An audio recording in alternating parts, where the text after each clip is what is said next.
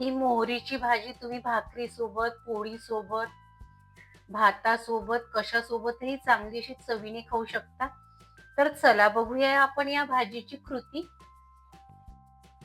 मोहरीची अशी मस्त ताजी ताजी अशी भाजी घेतली आणि ही मिठाच्या पाण्यामध्ये एक 10 ते 15 मिनिट अशी मुरत घातली. यामध्ये जर माती वगैरे लागलेली असेल तर सर्व निघून जाते. आता ही भाजी कट करून घेते. अशा पद्धतीने भाजी ही सर्व अशी कट करून घ्यायची आहे. कढई गरम करायला ठेवली होती आणि जवळजवळ 1 ते 1.5 पळी तेल टाकून घेतलं आणि जिरं टाकून घ्यायचं आहे आपल्याला.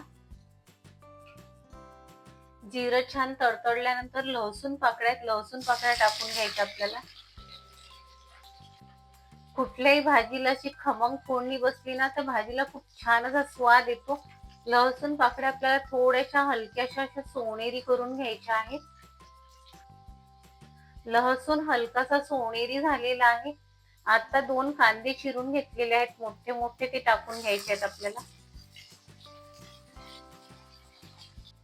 हलका सोनेरी रंग आलेला आहे कांद्याला. ह्या मिरच्या आहेत, मिरच्या बारीक करून घेतलेल्या आहेत. हिरव्या मिरच्या ह्या टाकून घ्यायच्या आपल्याला.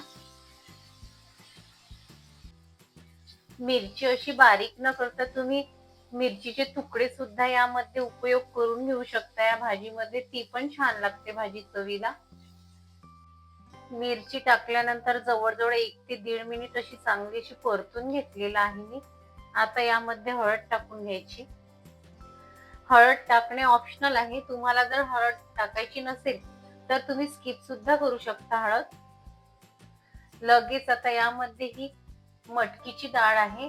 मी मटकी 1 तास पूर्वी भिजत घालायला ठेवली होती. जवळजवळ 1 वाटी आहे, हे टाकून घ्यायचे. तुम्ही मटकीच्या डाळच्या ऐवजी यामध्ये मुगाची किंवा तुरीच्या डाळीचा सुद्धा उपयोग करून घेऊ शकता आणि डाळ टाकल्याने ना चव खूप छान येते या भाजीला.